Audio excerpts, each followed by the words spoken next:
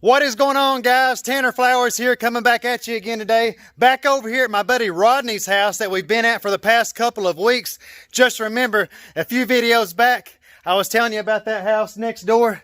They doubted old Tanner Flowers a couple years ago, spent nearly $20,000 in an attempt to avoid me, and they still got a moisture problem over there next door. I guarantee you this house right here, it ain't got a moisture problem anymore. Me and Hector and David, we've been over here working our asses off. And before I get in here and show you guys this finished encapsulation project, just take a look at a little over a week ago at how hard that man right there and myself and David were working underneath what you're getting ready to see. And just look at all this mess right here before you guys. That's where David and I have been cutting up the existing vapor barrier and rolling it up in sections, getting ready to bring it outside this crawl space. And normally we do not take the time to go ahead and chisel all this dirt up with the drill. However, this dirt happened to be so hard and so rocky along certain areas, we had no choice but to do it with a drill, because whenever we were jamming it down with our shovels, dude, it felt like we was going right here against this concrete wall, beating our hands and arms to death. So now we're going through once again, just cleaning this out, and then I'll give you a full shot of how it all looks once we get it all completed.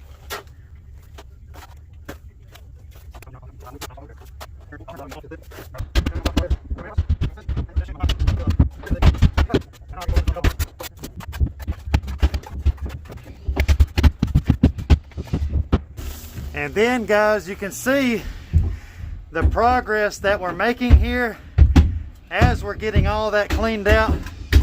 And we'll give you a final shot of it all, of course, once we get all of this completed, and probably begin digging the hole for our sump pump and sump pump basin.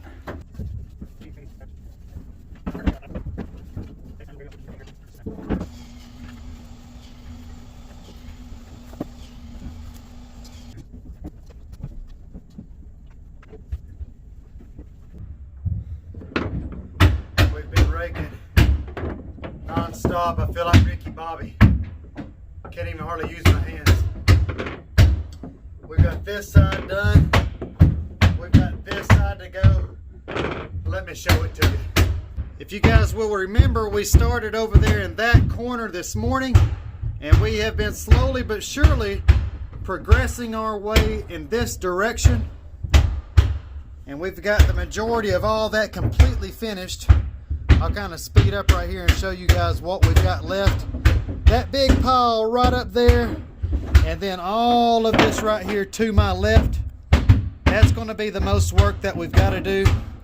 But once we get all that finished, hopefully we'll have it all looking just like that right there.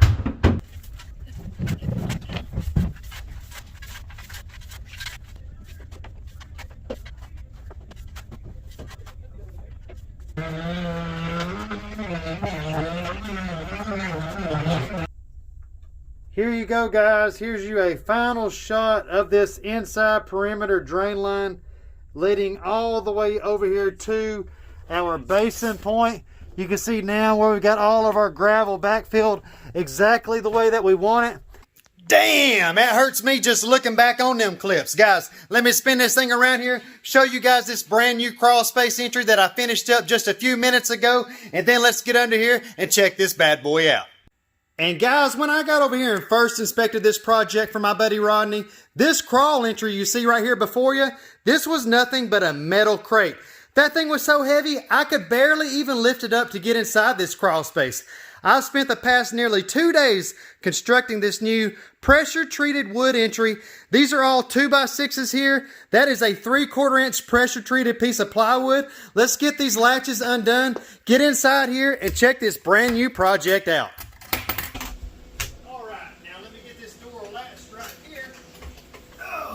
And guys, if this is your first project that you've ever seen by us, it's not like any other company on the internet. All you've got to do is reach overhead, flip a light switch, and guys, you got lights throughout your entire Tennessee Technicians Crawl Space Encapsulation project. All right, I hope you're excited because we're getting ready to go throughout this entire crawl space showing you 100% corner to corner exactly why so many people choose to do business with a guy that you're listening to right now. And I'm not sure who all watching knows or not, but this crawlspace encapsulation project that you see right here, that we've just finished up for my buddy Rodney, this ain't the first job we've done for Rodney. No. Matter of fact, the first job that we did for Rodney, he not only had one crawl space, they added on to the house, they had a second crawl space. He added on a third time and they had 3 different crawl spaces. His last house, we had to install 2 sump pump basins, 2 sump pumps, 2 dehumidifier systems, whereas in this brand new house that he's just bought, he's fortunate. We only had to install 1 basin, 1 sump pump, and we were able to get by with using just one of our big Santa Fe advanced dehumidifier systems. That is the garage on the other side of that wall there. And guys, as we go throughout this project, focus your attention at the tops of our walls. Focus your attention on all of our piers inside this crawl space. And if you didn't already know, what you're looking at is a 20 mil fiberglass reinforced poly. And if you got anybody else telling you that all you need is a 6 mil or maybe a 12 mil, well, save all that pansy material for them pansies pitching them kind of jobs to their customers. Because if you want a real job performed by a real man that provides real results, you know who to call. 423-503-0512 right here is one of the things that causes so many people to cry. This is one of 3 of our humidistat fans that we had to install on this project. Those are our exhaust on all of our crawl space encapsulation projects. If you seal a house up like what you see us doing under here right now, if you do not have an exhaust system, this now trapped air within this crawl space will become stagnant. And if you don't have a means of getting that air outside the house, that stagnant air will come up inside the living quarters, and you're getting ready to get a pissed off customer calling you up. Don't say I didn't warn you. Crawling along this front wall now, all my brain can think about was how hard David and I were working in here the other day when we had to move all of that dirt after Hector, myself, and David dug all of that dirt. Guys, I really think pushing all that dirt around that day and pulling all that dirt around, trying to make everything under here as level as we could possibly make it, God almighty, it paid off, didn't it? But guys, that was some of the hardest work old Tanner's done in years. I was exhausted. I fell asleep that evening like at 7 p.m. and slept about 7 a.m. the next morning. Let me just go ahead and give you guys a slow pan shot now, all the way down the front side of this home, just to show all of you how hard we actually worked in order to get all of that ground looking like what it looks like before you right now. Guys, that was a ton of labor. And right over here to my right, you already know it, there's our big Santa Fe advanced dehumidifier system. Let me point out a few things for all of you watching. Right up here on the left, guys, you always want to make sure you've got that switch set to auto. And then right here on your dial, if this was 6 o'clock right down here in the bottom middle, and if that screw right there was 9 o'clock, look guys, I like to always set my dehumidifier systems right there around 7:30. Now, all of that water that this unit is pulling out of this crawl space is going down inside this condensate pump basin right here before me. And as that basin fills up, it trips a float switch and sends that water up that discharge line there, right over here in this direction to a P-trap, where that water is then sent outside this home so that it is no longer a problem anywhere underneath here for my buddy Rodney and his family. Not sure how many years you guys been following along on our projects, but we used to install all of our old Santa Fe dehumidifiers on wrapped concrete blocks. Nowadays, as you can see, all of our units are suspended from a hang kit. Once you get all of those mounted into the floor joist, you've got to get your level set on top of your dehumidifier just like we always have. Make sure you've got your system level in place. And guys, once you get everything set on, it's ready to start kicking moisture's butt under your house as well. And guys, those dehumidifier systems, Their job is to remove water from inside these crawl spaces that none of us can really visibly see, minus what condensation we see occurring in the spring and summer times of the year on all of our ductwork underneath our crawl spaces. For all the water that you can see, that was the whole point of installing our French drain line, which, as you can see in the past couple videos, goes all the way around the full inside perimeter of this crawl space, channeling every bit of that captured water right over here to our sump pump basin. And down inside this sump pump basin, of course, is our sump pump. Kind of might be hard for you to see. And guys, that sends water up this discharge line. And check it out. If you've seen in the past video when I installed this, I did not install a check valve. I never have to install them, guys. Once I put this line right here outside the foundation of the wall, I 90 degree it straight down into the ground and then run our discharge line. However, on this job, I could not go through the foundation wall. I had to actually go through a foundation vent. I was not able to put any 90 degree elbow, so that is a straight shot from right there all the way to the pop-up emitter.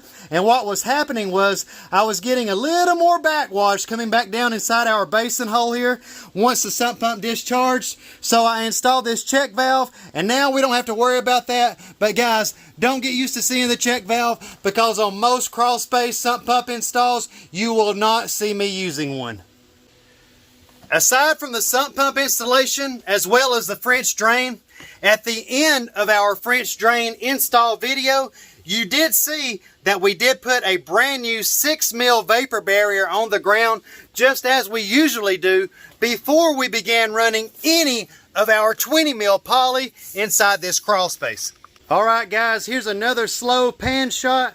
Going to do my best to show everyone watching this entire crawl space. Check it out, guys. I am so impressed by what we've pulled off here, especially given the circumstances of what we had to deal with and how big of a mess that we had to clean up. My goodness. We've gotten all that garbage gathered up outside though. Everything is ready to be hauled off to the dump now, and I am so happy to be able to go home and rest and not have to worry about climbing back inside here in the morning. That corner area right up there in front of us, that was where we had that huge amount of dirt that we had to move. Guys, this ground was so freaking hard whenever we were digging that French drain. Oh man, what a project, guys. Another one in the books. Check it out as we make our way back over there to the crawl space entry and get ready to exit this project. And coming up right here on our left, this is our third and final humidistat fan on this project. And guys, we always like to set our humidistat fan dials right here to 40%. This one is already off because we have already got the humidity inside this crawl space below 40%. Just pay attention real quick. Watch what happens whenever I turn this dial up. See what I'm saying, guys? So that's like at about 28% humidity right there. I'm going to drop it back down to 40. Remember, in all of our Tennessee Technicians crawl space encapsulation projects, whenever we're finished, I want to see those moisture levels below 50% year round. And if they ever get above 50% and don't get right back under them, give me a call at 423-503-0512, because something ain't right and I need to get over there and check it out. And guys, I know our next project that we've got coming up in Chattanooga, it's another crawl space encapsulation where we've actually got to rip out an existing crawl space encapsulation performed by one of the largest bug companies here in Chattanooga, Tennessee. Oh man, you want a crawl space encapsulation project? Why don't you get real smart and call up your friggin' bug man? Not. Stay tuned for the next upcoming project video, and I'll show you exactly what it looks like when we got to go in there and rip all that bugman shit out and get ready to see what it looks like when we go in there and fix all that bugman shit as well. Out of all the crawl spaces we work in here at Tennessee Technicians, man, I'm going to hate to see this one go. There's been so much back-breaking labor that has gone into getting this project looking like it does right here before your very eyes. And I'm getting ready to get outside of it again right now for the last and final time. I need to go ahead and flip this light switch off, crawl back up out of here, get this brand new crawl entry closed up, Man, I'm so proud of how this crawl entry turned out. Last night, guys, I couldn't even sleep. That thing was out of square, and I had that bottom corner all gapped up. Had to come over here this morning, get all the oscillating saw out and everything, making all that perfect, just like I wanted it. And there it is, guys. There is another finished project in the books. Thank each and every single one of you so much. I don't know who all watches every single one of my videos, who doesn't. I don't know who's still around listening to me right here at the very end. But if you are still around, seriously, look here at me. All jokes aside, because I have had quite a few jokes in this video. Listen, I appreciate you.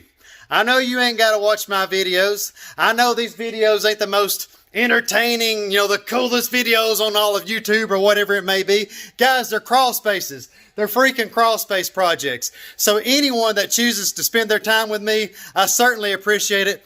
Guys, don't forget the phone number, 423-503-0512. You already know how we do. Call it for yourself and come find out why so many people around the world want to do business with Tanner Flowers. We'll see you in the next one.